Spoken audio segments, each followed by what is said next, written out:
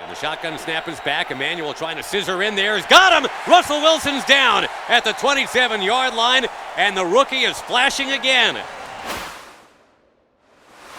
Welcome back to Behind the Bolt. I'm Nick Hardwick, and we're sitting here with rookie outside linebacker Kyle Emanuel.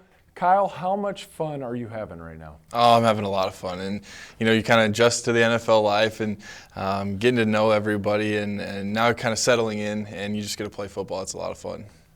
What sports did you play growing up? And I want to know because you possess a rare athleticism that I've seen on the field. Yeah, I mean, I played pretty much everything. I grew up in a small town, so you try everything, and I did a lot of that in high school as well. So, I did wrestling 1 year, but I did basketball throughout high school. I did football, obviously.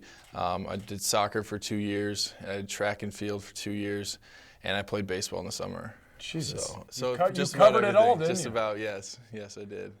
What do you think's allowed for such a smooth transition from at North Dakota State, you were playing defensive end with your hand in your dirt, to now at San Diego, you're an outside linebacker with stand-up responsibility? I think, the biggest thing is there really is a lot of similarities between outside linebacker and defensive end. If you go back and watch just this last preseason game, I think I had my hand in the dirt, more than I was actually standing up, because we were going to nickel. I am a defensive end, so I still do a lot of the same things. Even when I do stand up, I'm still playing the run, setting the edge, and doing ththings like I did at defensive end. You just got to throw in the coverage aspect, and that's something I knew that was going to be a little transition. So that's something I really worked at during OTAs, and when the mental side started to come along, the physical side fell right in place with it. So you had a sack in the Dallas game, nice inside move. And I had seen you practice before, but in that one, you made the left tackle completely whiff, got a sack.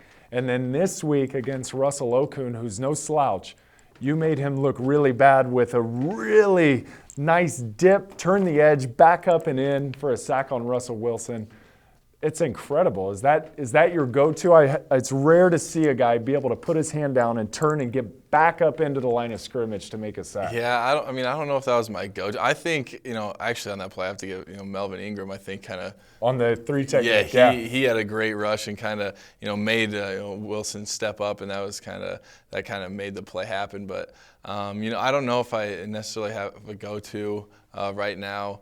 But I'm just trying to work through the techniques and find what works. It kind of changes with each tackle too. Some things work with certain tackles and some don't. Sure. I asked Melvin if he had a go-to move, or if he lined up on third down and said, "I'm gonna do this move." Do you go in with that mindset? Do you have a plan before every rush? My plan is to get off the ball as best I can, because that's what's going to open everything up. If you get a good get off and you can get that tackle to turn, or just different things can set up, and things can set up after that.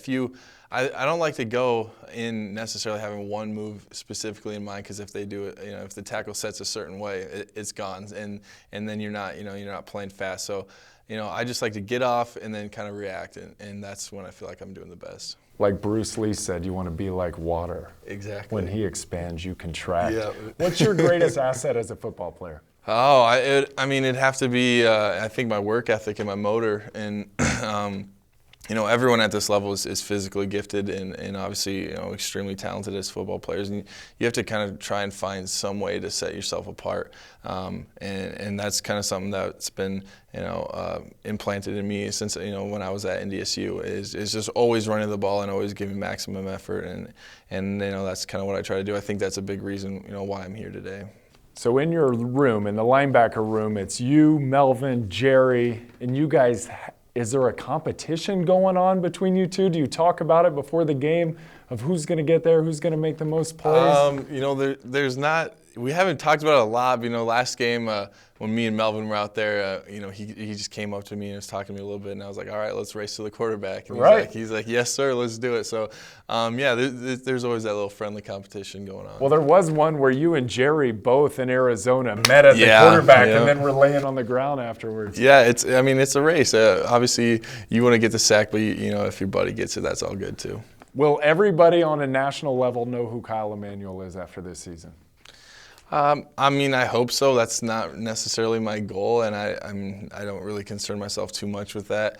I just want to go out there and make an impact. And you know, I'm not the flashiest guy, as you could tell by my lack of sack dance for the first game. But I like the last one though. You got up and were bouncing I didn't around. even know You I had did it. moving. I didn't even. I had to watch it on the film. It's just energy coming Didn't even out. know what happened, but. You know, so I'm just going to try and go out there this year and do what I can to help the team and play hard. And, you know, if recognition comes with that, then great.